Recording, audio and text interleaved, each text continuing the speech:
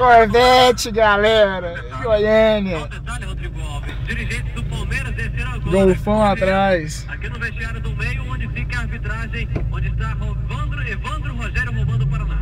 Vai reclamar e com muita razão o pênalti. Mas o campo é o que importa. E o que importa é o fim do jogo. Pisar no fundo, velho. Ó.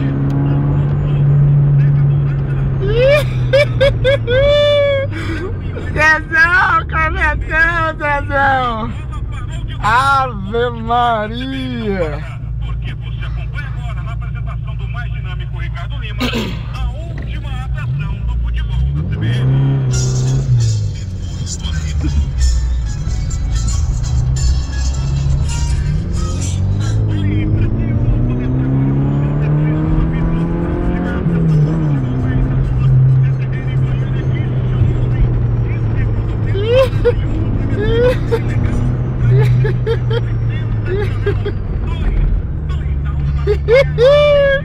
Ficou